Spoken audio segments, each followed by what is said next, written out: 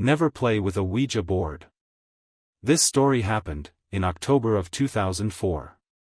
Back when I was still a third-year high school student. My friends and I stuck around the school late at night after our annual Halloween party. We had agreed to try out my friend's Ouija board. It wasn't the brightest idea, but we needed a thrill. We found a nice spot under a huge gnarly tree and proceeded with our half-assed ritual. There were 5 of us, 2 boys and 3 girls. We were all expecting some kind of paranormal contact. Rumors had it our school was haunted, but we've never really experienced anything firsthand, and it was Halloween when all the spirits came out to play. We all wanted to get spooked. Also, we've never seen a Ouija board firsthand before, so we were pretty excited. Our school was an old Spanish colonial house, built in the 1800s when the Spaniards still occupied the Philippines. We were in a section of the school that doesn't get used often. Located beside a creepy old Jesuit house, people only go there when they needed to use the restroom, store equipment on one of the sheds, or make out with their boyfriends or girlfriends. We sat down in the middle of an open space, with only an exposed bare bulb nearby illuminating the surroundings. We were all having a laugh, scaring each other with what-if scenarios.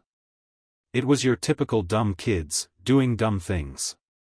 My friend who brought the Ouija board proceeded to place it in the middle of our circle. If I remember correctly, it was the glow-in-the-dark version, which we found hilarious. But it gave us the ability to see what was written in the dark. Not knowing what to do, and going after what we've seen in movies, we all proceeded to place our index finger on top of the planchette. We sat there looking at each other, until one of us said, "What's next?" We didn't know if there was a proper way to start the ritual, plus the board didn't come with instructions, so we decided to just throw in a question. "Is anyone there?" I called out into the darkness. "If there are spirits living here, please talk to us." One of the girls joined in. We clearly had no idea what we were doing. Still, nothing. Not even the slightest bit of wind. One of my friends jerked the planchette and the girl who brought the Ouija board screamed, breaking the silence. We all laughed at how ridiculous it was. After a bit of joking around, we decided to give it another go. We all placed our index fingers on the planchette once more and asked, "If there's anyone there, we would like to make contact. Don't break the circle." One of my friends jokingly said. "Shut up," I whispered. We were just about ready to give up when the wind started to pick up. The stillness broke and the darkness around us seemed to move. Just a coincidence, we thought.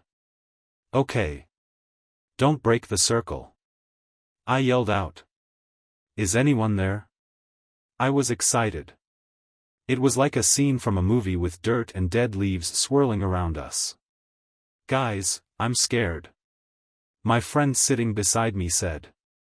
"My mom warned me about playing with forces we don't know." "Did you die here?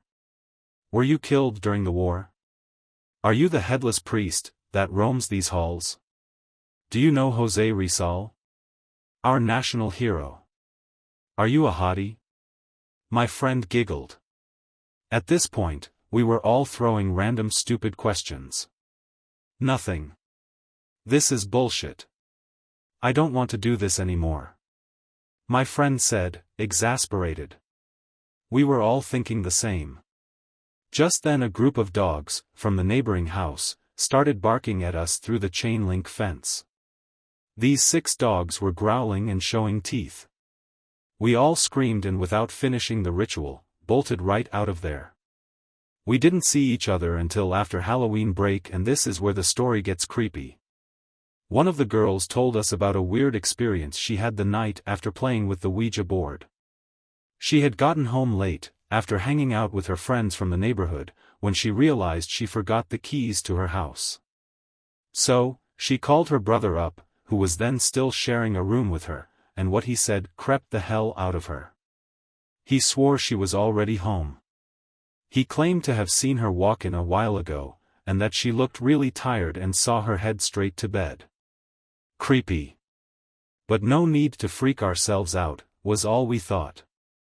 Besides, her brother must have just been tired and seeing things. But then my other friends started telling us about an encounter she had that Halloween night. She was going up to her room when the light started flickering as she was ascending the staircase. Your typical horror movie visuals, shrug it off to faulty wiring. But just then she saw the door to her room open and a dark figure stepped out and stood atop of their staircase. She couldn't make out the entity's face, but she recounted that she couldn't move and felt utter dread as the figure stared down at her. "No way." My best friend who just joined in the conversation said in disbelief. "Something happened to me as well." He recalled that he was sleeping one night when he woke up feeling really uncomfortable. He described his vision as having TV-like static, and a feeling of heaviness surrounded him. He looked around the room and that's when he saw a bloody, charred face, with piercing red eyes, grinning at him through the window. I couldn't believe what I was hearing because I had an almost run-in with death that night. After the ritual, I was sleeping in our sedan on the way home after fooling around with the Ouija board, when I felt our car jerk.